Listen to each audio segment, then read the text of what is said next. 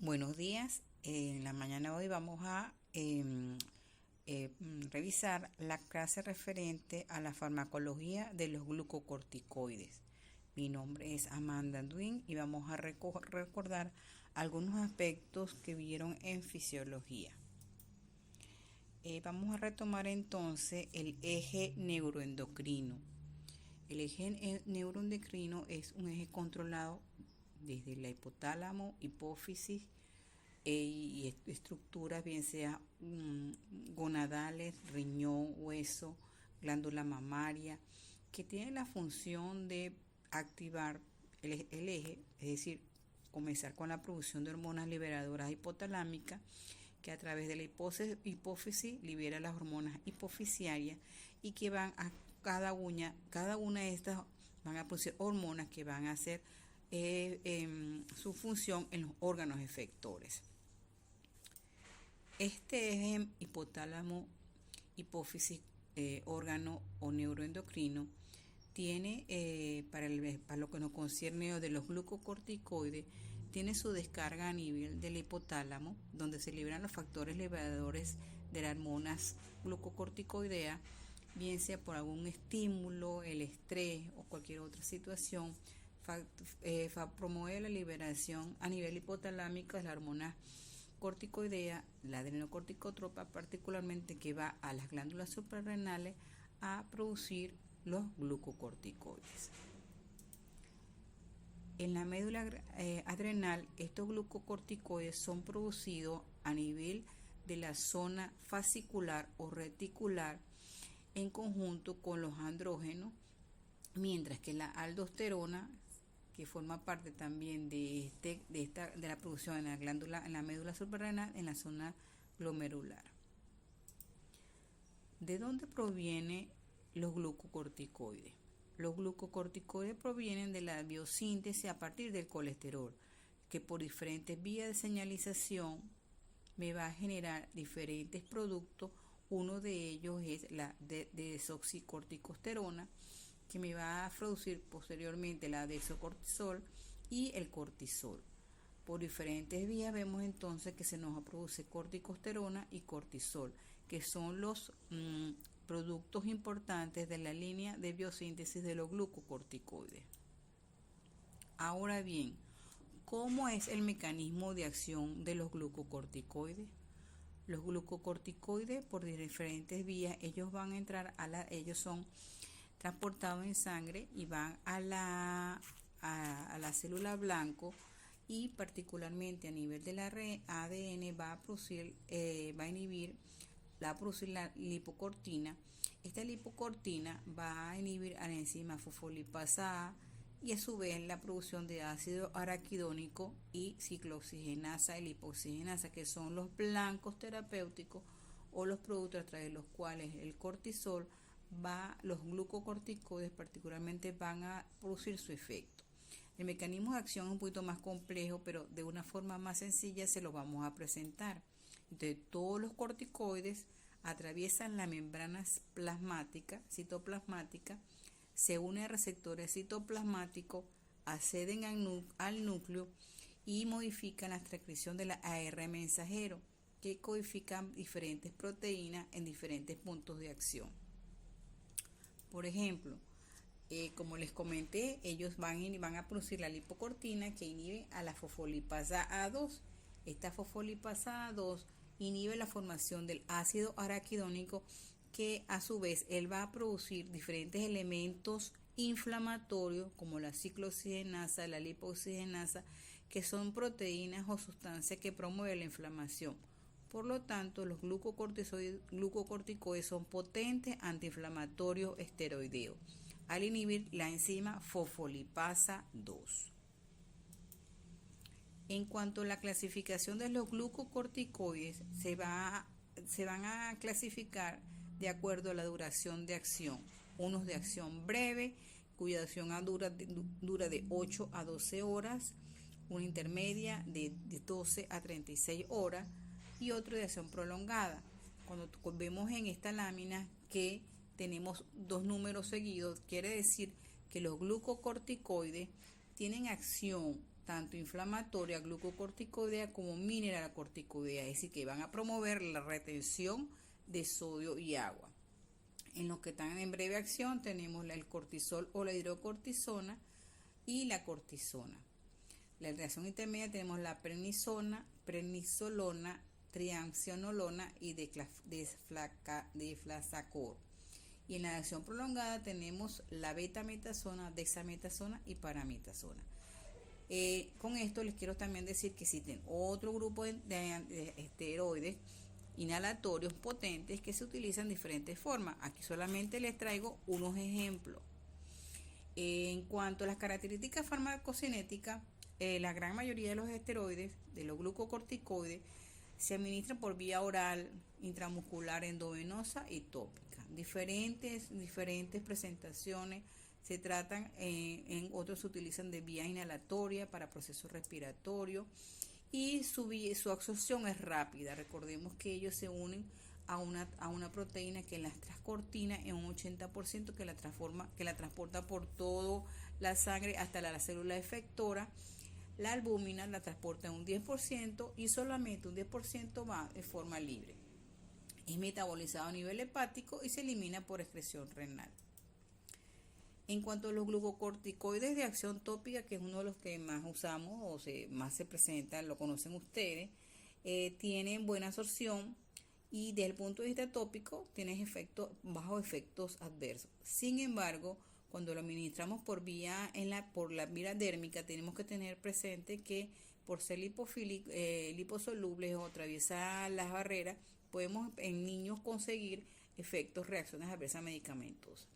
La biotransformación de ellos es rápida, bien sean inhalados en pie y se pueden administrar de 2 hasta 3 semanas. En cuanto a las presentaciones orales y parenterales, tienen buena absorción, pueden presentar mayores efectos adversos, pero dosis mínimas en periodos cortos y dosis únicas matutina o vespertina, con días alternos no vamos a observar efectos deleterios. ¿Ok? Seguimos entonces con los efectos de los glucocorticoides sobre el eje hipotálamo, hipófisis, órgano. En cuanto a los efectos de los glucocorticoides sobre el eje hipotálamo, hipófisis, glándula adrenal, vemos que entonces una vez que se administran glucocorticoides por vía exógena, de una u otra manera me va a inhibir la producción a nivel hipotalámico hipofisiario de hormonas. Es un ciclo, ¿verdad? Es un eje, ¿verdad? Se producen hormonas hipotalámicas, van a estimular a nivel hipófisis, de ellas a su vez van a la glándula, a la glándula suprarrenal. Cuando nosotros administramos glucocorticoides, este eje se va a inhibir porque ya la cortisol ya no se va a producir, sino los corticoides exógenos van a inhibir la producción a nivel hipotalámico de los factores corticotrópicos. Luego también inhibe la producción de la hipófisis anterior del adrenocorticotropo y de esta manera va a producir o va a inhibir la producción de cortisol en la glándula suprarrenal. Al final vamos a ver entonces una glándula suprarrenal atrófica. En cuanto a los efectos farmacológicos de los glucocorticoides en el metabolismo de los carbohidratos, proteínas y grasas, vemos que ellos van a almacenar el glucógeno hepático, por lo que van a disminuir la captación de glucosa y aumenta la secreción de insulina, promoviendo el apetito. Esto va a favorecer la distribución de la grasa y vamos a ver más adelante cómo esa grasa se va a distribuir de una forma particular que puede llevar a reacciones adversas medicamentos. También va a favorecer un catabolismo proteico. En cuanto a eso, todos estos efectos me va a producir al final un efecto diabetogénico, aumentando así los niveles de glicemia en nuestros pacientes. Sobre el equilibrio hidroelectrolítico, va a aumentar la filtración glomerular y va a retener agua y sodio. Al retener agua y sodio, el paciente puede tener edema en miembros inferiores, retención de líquido. A nivel osteomuscular, tenemos entonces que aumenta el catabolismo proteico e inhibe la síntesis de proteína. Esto me va a llevar a una disminución de la masa muscular y a una disminución de la formación de hueso. A nivel cardiovascular, los glucocorticoides van a tener un efecto sobre el sistema adrenérgico, promoviendo entonces favoreciendo la hipertensión arterial y la reactividad de las catecolaminas.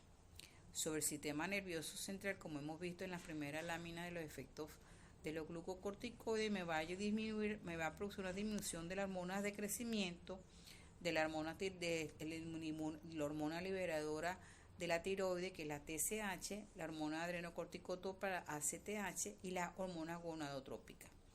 También me va a favorecer la excitación, euforia, y me puede llevar también a depresión.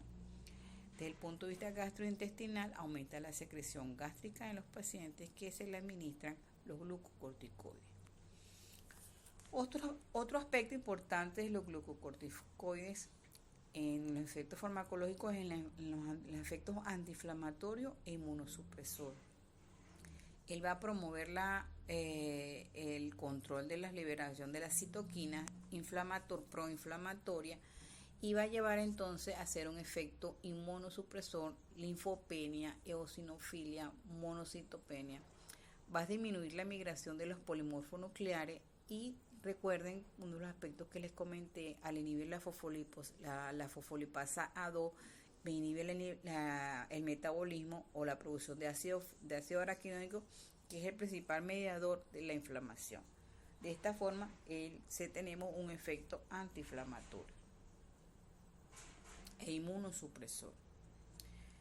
En cuanto a los usos clínicos de los glucocorticoides, tenemos dos aspectos. Uno, a través de la terapia sustitutiva, aquellos pacientes que nacen con problemas de atrofia de la glándula suprarrenal o por cualquier otra patología hace una necrosis de la glándula suprarrenal.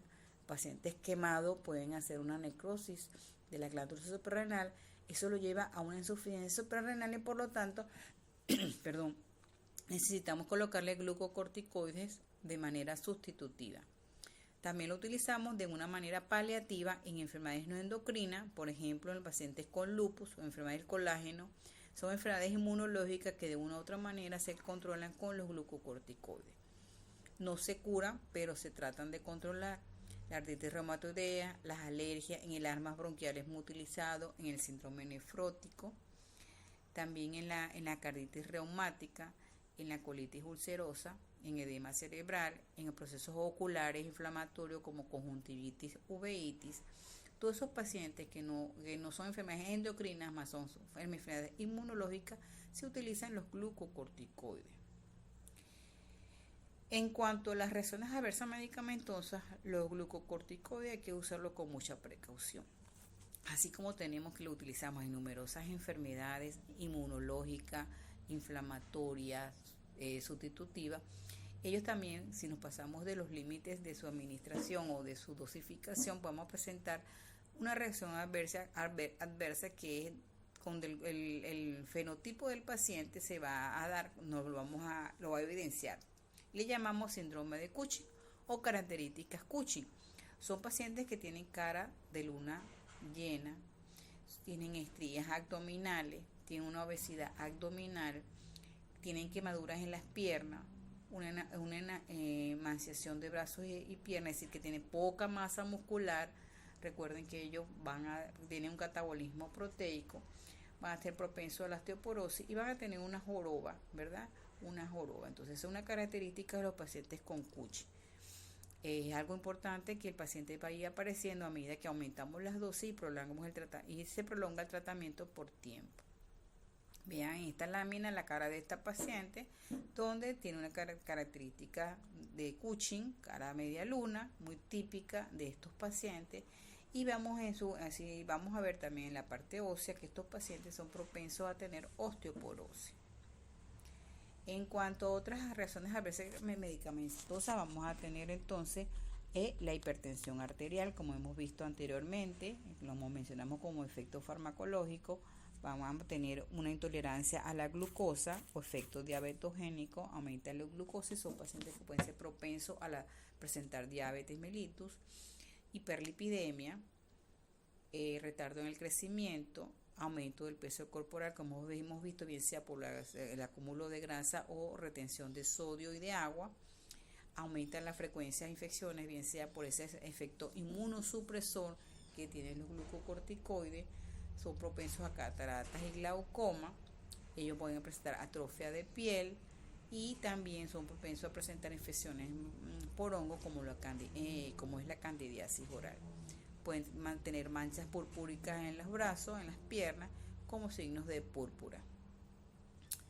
Por lo tanto, el uso de glucocorticoides debe ser bien cuidadoso y debe ser bajo mucho cuidado de enfermería.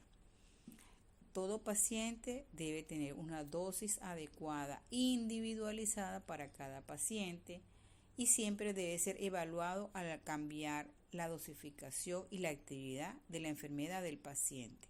No hacer una indicación por 6 a 1 año, sino debe tener un control progresivo todos los meses, cada 3 o 4 meses de la enfermedad.